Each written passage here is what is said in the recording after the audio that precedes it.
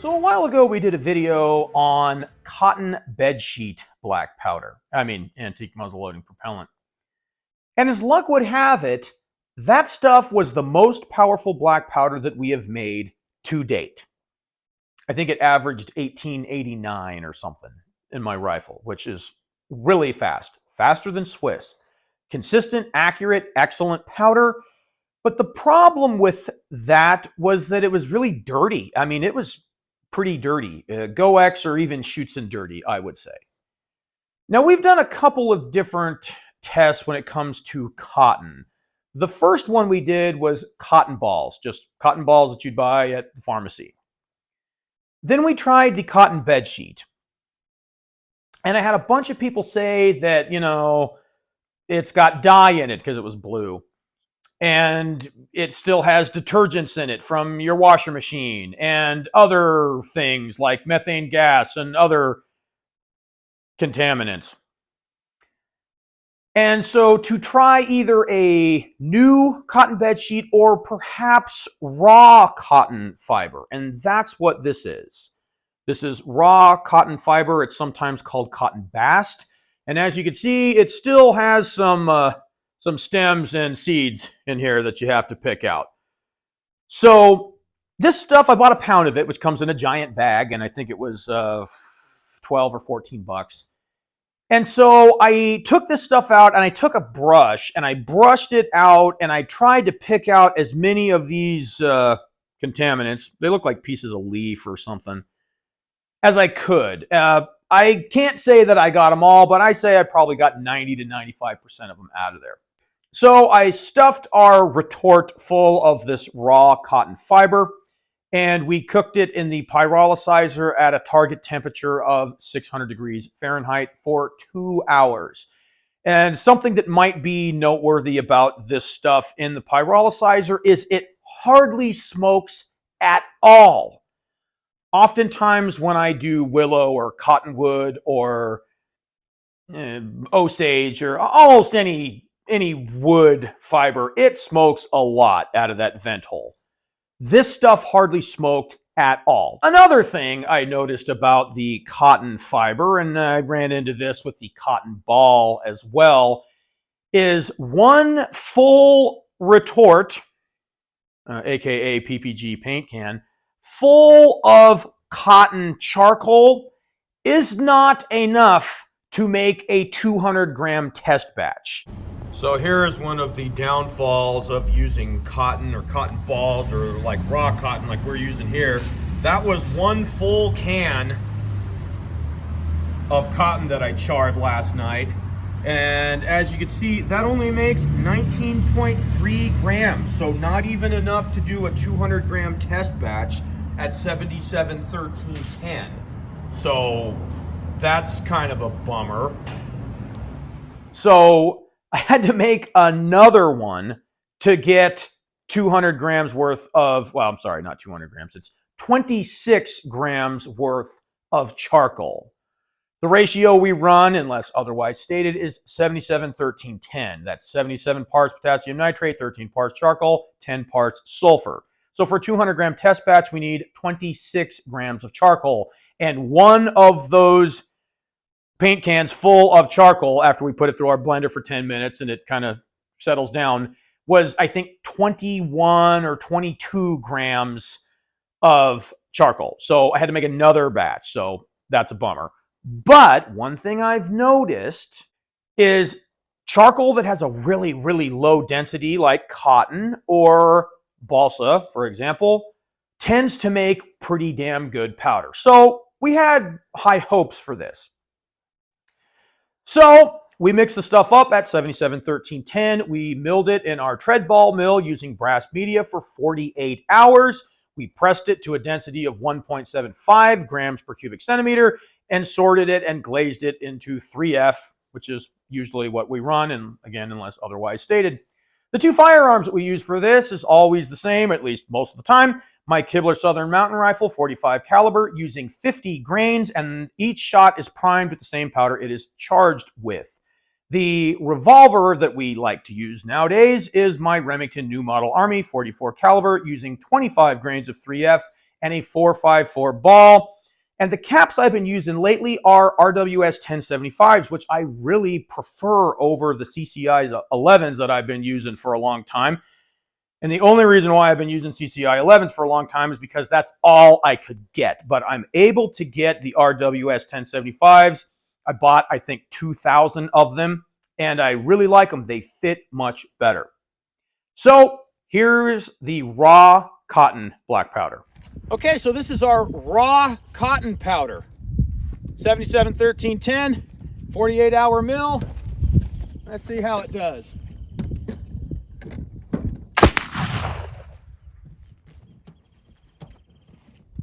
You didn't press go on the chronograph, you dick. Oh. I'm sorry. Oh, I thought it was me that was supposed to do it. Nope, that was my bad. I'll admit it. That was my bad. That's all right, boss. Can happen to anybody. That did feel pretty good, though. Did it? Yeah. You know, like the seat of your pants dyno. Yes. It makes 500 horsepower. Yeah. How do you know that? Well, it feels like it. Yeah, it feels like it. Yeah. It's the same kind of stuff like all those people that say, it's about as fast as GoX. Like, okay, well, have you chronographed it? Well, no. No. Okay. But it goes bang and makes smoke. Therefore, It's as good as Swiss. Yes, it propels a ball at a lethal velocity. Right. So here's shot number 1 for real this time with the raw cotton powder.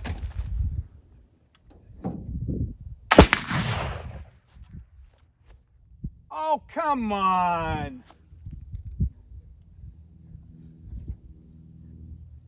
Is it angled? I don't know. I'm going to be really bummed if this thing starts acting like our old chrono. Don't say that. Oh, man.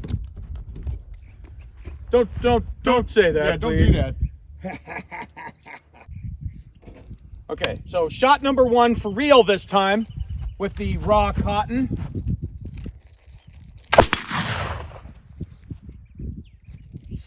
$17.67? What? No! Usually cotton has really good velocities. It's just dirty. No! Try again. No! Try again. Oh, Maybe it's a fluke. that's 100 feet per second slower than I was expecting to see. Yeah, I know. I mean, I know it's a little cold out here today, but...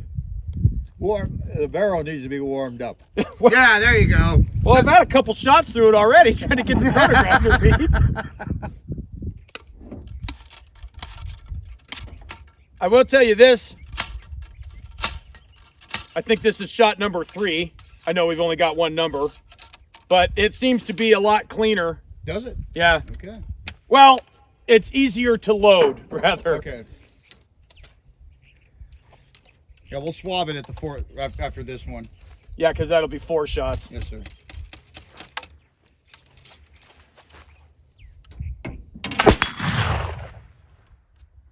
$17.21. Oh no. Ah. Dang. Okay, let me swab it so we have a even 4-shot comparison, and then I'll take a couple more shots. All right. Ah. Dang. Okay. I've noticed this is something that I do, right? If I don't get a good number, it's like, oh, lame, horrible, I quit. It's still in the mid-17s. Yeah, and it's like, look, good. you know, finish the rest of the test, you hippie. Okay, let's see. All right, Jim. That's way cleaner than the bed sheet. Way Oh my cleaner God. than the bed sheet. Oh yeah. But at this point, it looks like it's going to be 100 feet per second slower. So Well, that's a bummer. that still doesn't mean it's bad powder. That's where I was going with that. It's It doesn't ju- mean it's bad powder. It's just not bitchin'. And everything, all the powder we make has to be bitchin'. Well, yeah. Look, if I'm gonna mill something for 48 hours, it better be It fucking better bitchin'. be bitching, right? I didn't wait 48 hours for this stuff to come out of the mill and go through all that just to make powder that's okay. I could buy powder that's just okay.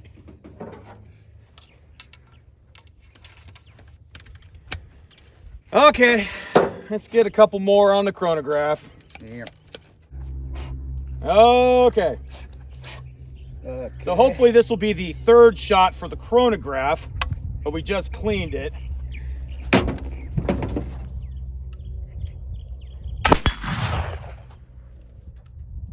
$17.29. Okay. Okay. Dang.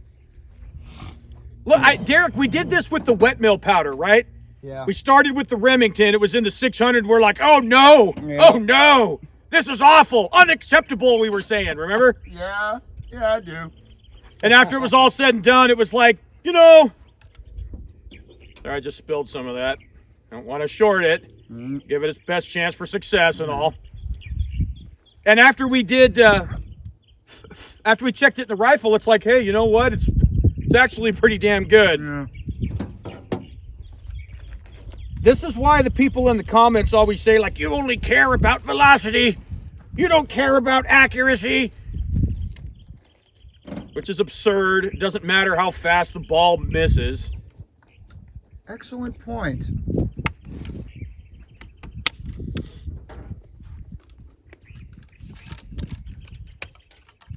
But you can put it the other way. It doesn't matter how fast the ball hits. Thank you, but I prefer it my way. Okay, fine, then do that way. Thank you, but I prefer it my way. I love it when the people in the comments guess the movie. Oh, that's my favorite. Okay, last shot with the raw cotton.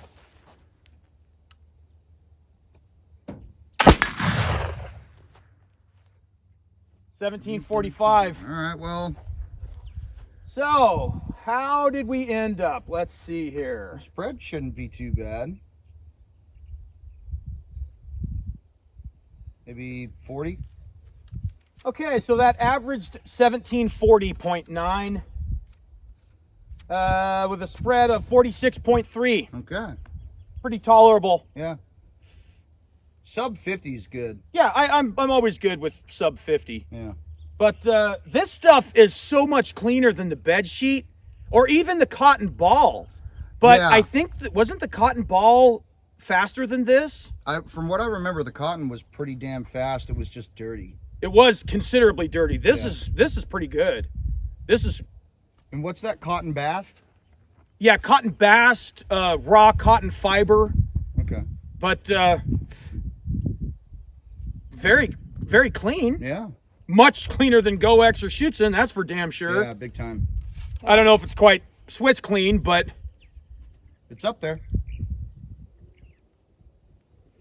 I just wanted it to be 100 feet per second faster. I know. Maybe we'll have to try it again on a day where it's, you know, a little warmer. Stuff, Derek, is so much cleaner than the cotton ball or Boy, bed sheets. Look at that. That is good. But it is definitely not as powerful. Yeah. And being that it's kind of chilly, I could imagine it being a little slower, but I don't know about 100 not feet. 100 something feet slower. Yeah. But decent enough, I would say. Mm-hmm. Let's try the Remington, huh? All right. Yeah, I've been using these RWS 1075s, and I prefer these. They work great. Yeah, they work much better. They fit better, I guess I should say. The CCIs go off just the same, but 1075s fit better. They're like 10 and a half instead of 10s or 11s. well, it's always bothered me that, you know, Remington 10s are the same as a CCI 11, and CCI 11s are sometimes a little too big. Yep. Depending on the firearm. It's like, man, you guys can't get your shit together enough to just make them all the same. Yeah, I know. It's like, geez, we have standardized threads and all that kind of stuff, but you don't have a standardized cap diameter, for the love of God. No, that would be stupid. Yeah, why would we do that?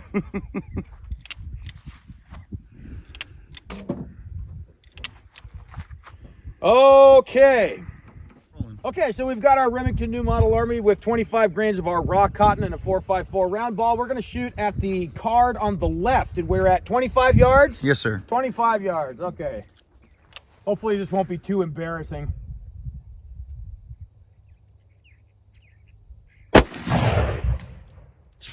Nice shot. 784.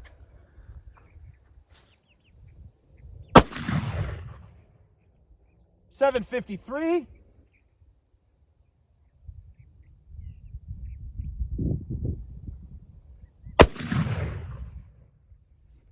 $745. Ow. Oh. Is that me? I don't know if that was me. $759. It certainly could have been.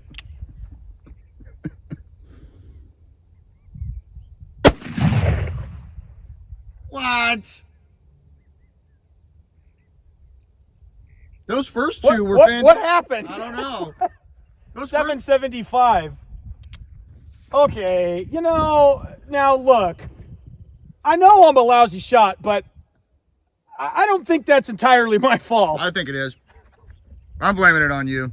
Okay, well, that averaged 763. Wait, that was all 6? That looks terrible. Yeah. Yeah. What in the hell? You, I know. You suck. Oh, that. Do I have one more shot? I'm pretty sure you do.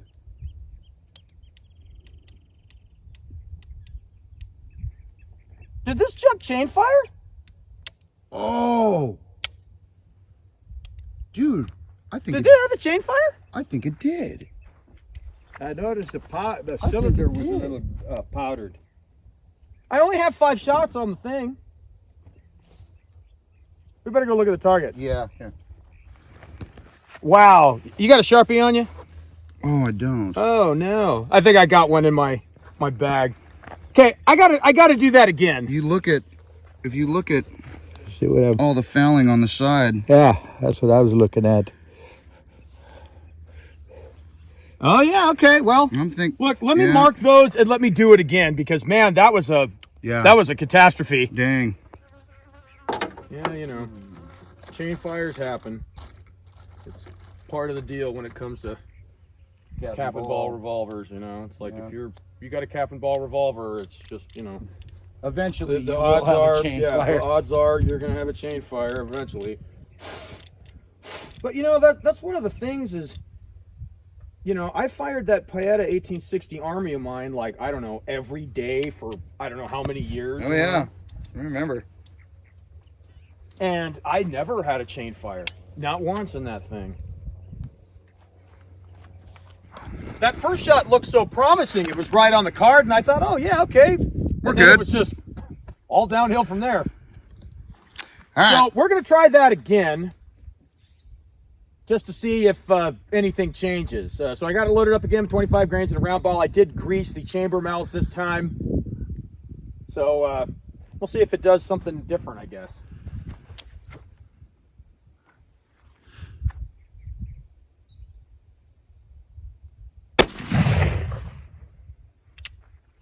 $781.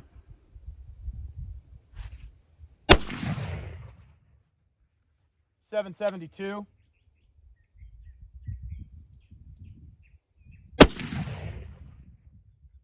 $791. $775.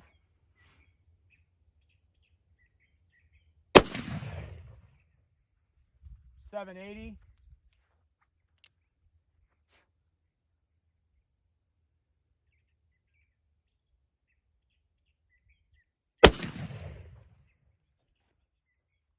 $786.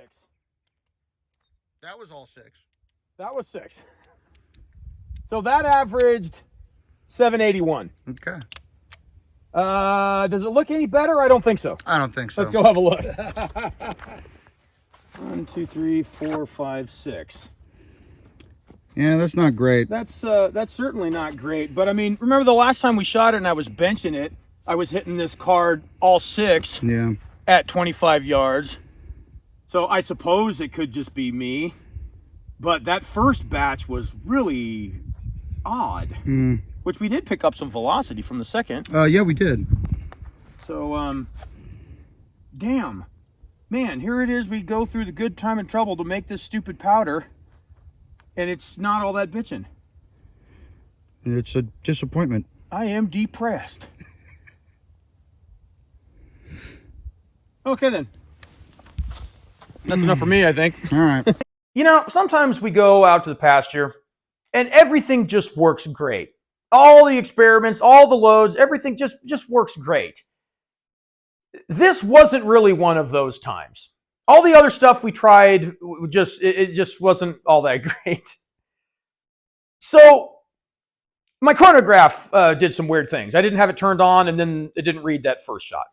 Okay, that happens every once in a while. I don't have any complaints about my Garmin chronograph. That thing works bitchin'. Every once in a while, it won't pick one up. And I mean every once in a while. So that happens. As far as how it went in the rifle, we got an average of 1740.9. If you want to call it 1741, that's okay with me. With a max spread of 46.3, delivering 861 foot-pounds of energy. That is really pretty tolerable. The spread is good, seemed to be reasonably accurate. I know I wasn't shooting at a paper target there. We'll get to that with the Remington. The spread is good, and it seemed to be very, very clean. The fouling was nice and soft, much cleaner than our original cotton ball black powder. Why? I'm not really quite sure. Since we did the original cotton ball black powder, we mill it for 48 hours instead of 24. We cook it at 600 degrees in the pyrolyzer as opposed to just putting it in our wood stove and waiting for it to be done. One of the things I like about the pyrolyzer and being able to control the temperature and make it at a low temperature around between 550 and 600 degrees is, generally speaking, we get better powder. It is cleaner. Also, just to eliminate a variable, we need to be able to make each batch of charcoal at the same temperature and to cook it for the same amount of time. So it could be that. I think we did see a little bit decrease between the original cotton ball and this stuff, which was not terrible. It is wintertime, so it is a little colder. That could be a 20 or 30 feet per second drop. But as far as comparing this to the cotton bedsheet, over 100 foot per second drop in velocity, but much, much cleaner. So that's a big plus. I would always take cleaner powder over more powerful powder. And that's my issue with the bed sheets, is while it is very powerful, it's very dirty. As for the Remington, I think it and me were just having a very off day. I had a chain fire.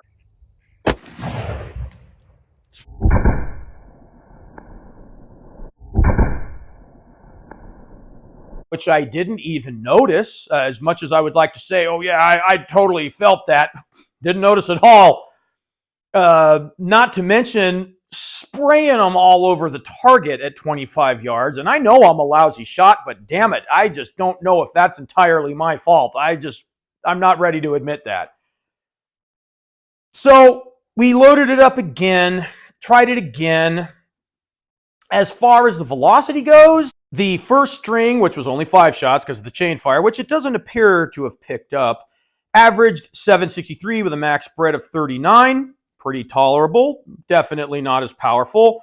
If that was Osage or Bedsheet or any other top tier powder, that should be, even on a cold day, right about 900. So still significant loss.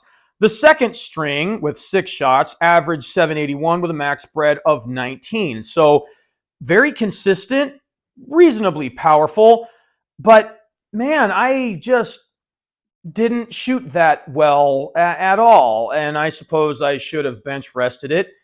But maybe that wouldn't have helped, or if it did, maybe it wouldn't have helped enough.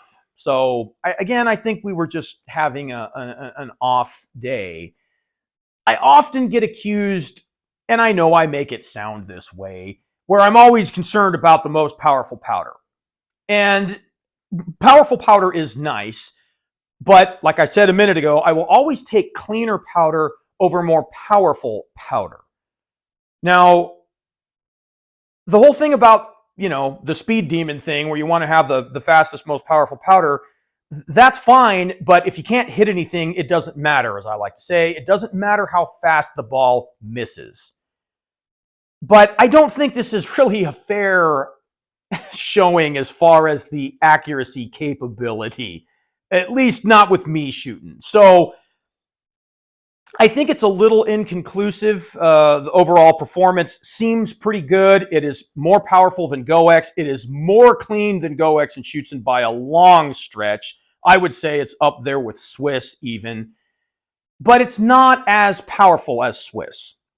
So we'll put this on paper in the rifle, and we'll test it one more time before we either extract the nitrate out of it or throw it into the mixed 3F container. But as of right now, it still is pretty damn good powder, even though the accuracy thing seemed to be an issue today. But I'm leaning towards that's entirely my fault. So as usual, folks, if you thought this video didn't suck, do me a favor and hit the like button. Consider subscribing. And if you did think it sucked, go make your own damn video.